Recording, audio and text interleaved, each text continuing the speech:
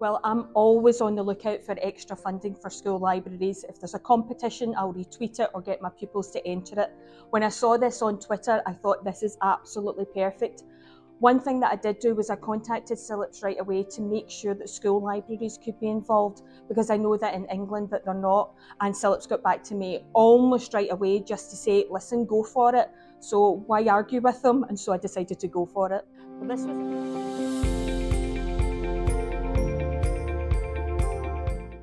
Well, this was actually serendipity for me.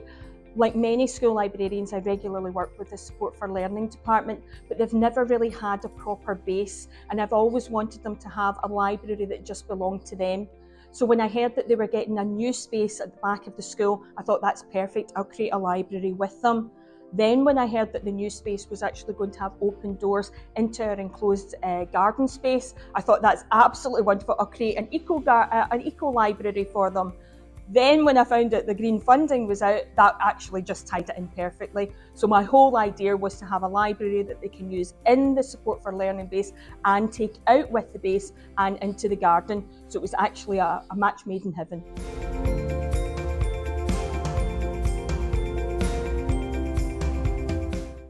Well, I managed to get the funding, so hopefully it matched beautifully. I think when I had the idea, it was a little bit nebulous.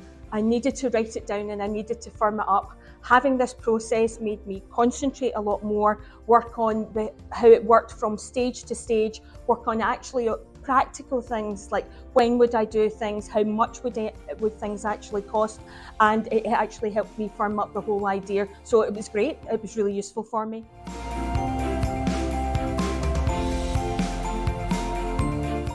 I will apply for absolutely everything. A number of years ago, inspired by another library worker, we applied for National Lottery funding and got a considerable amount. We actually made a mini movie based on local history with the pupils, which was great fun.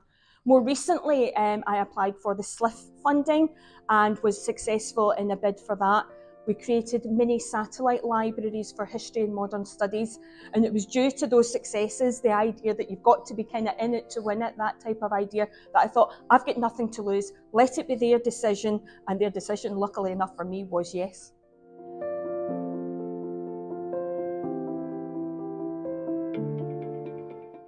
The process was very easy. I think in my head I had an idea, so I actually decided I better write this down. I work as a single school librarian across 2 schools, so I'm only 0.5 in one of my schools. So my whole idea was it had to be something that I was able to see all the way through. So I decided to send it to some colleagues to make sure that I wasn't being over ambitious or perhaps not being under ambitious, you never know. So they came back with some things that I didn't know was going on in the school that really tied in very well with the green agenda. So they kind of sparkled their teacher glitter over it. We put it all together and then I put it back into the process.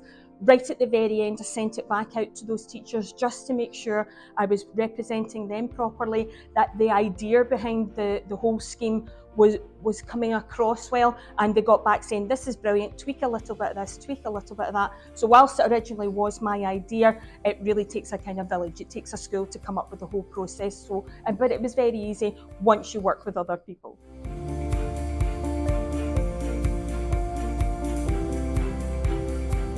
I always have an idea for funding to get something from somewhere else.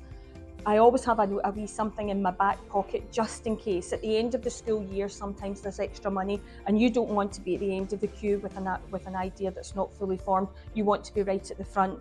So I would suggest always come up with an idea, and again, let it be someone else's decision. Definitely go for it. See what someone else comes back with you.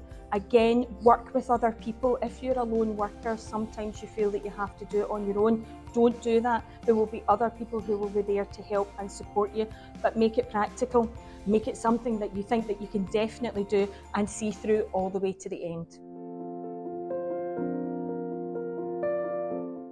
Well, my project is called Seeds to Success, and the basic idea is to create an eco-green, environmental, portable library for our new Support for Learning base. We have well over 500 children who have additional support needs in the school, from dyslexia to dyspraxia to very significant issues with coming to school, non-attending, with autism and so on. So I wanted to make sure that we had a library space for them. Often when I have events, it's all about bums on seats. How many pupils can I get in to see an author at any one time? That doesn't work for a lot of these pupils. They need something on a much smaller, much more personal scale. So with this money, what I plan to do is create a library that is a kinder box, that is on wheels, that can be taken from the Support for Learning base out into the garden, and the pupils can use on the 2 or 3 sunny days that we actually have in Scotland. We will also have some giant bean bags. They're waterproof, and who doesn't love a bean bag? And they'll be able to be used inside and outside the library as well. We will also have something for the pupils which we'll call seed diaries.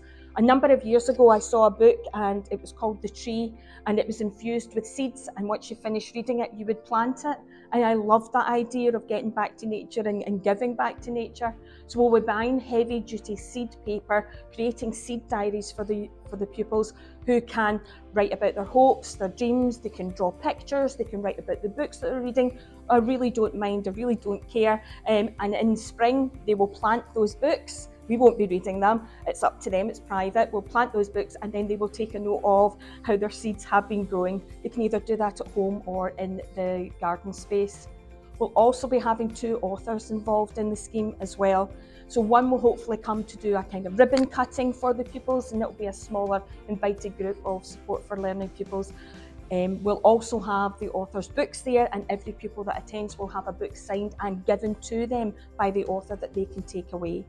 Later on in the year, about Christmas time, perhaps about January, we'll have another author in, and they will particularly target children who do not come to school very often, or children who just don't come to school at all. So this will be a very, very small group. Could be 5 or 6 children, plus we'll hope to have it online for children who just don't attend at all. They will still be included in the scheme, they will still get a book at the end of the process. We'll make sure that they get signed and sent home to them. The scheme will be run by the pupils and the staff themselves, so that it's a very light touch once I'm finished with it. Very excited about this.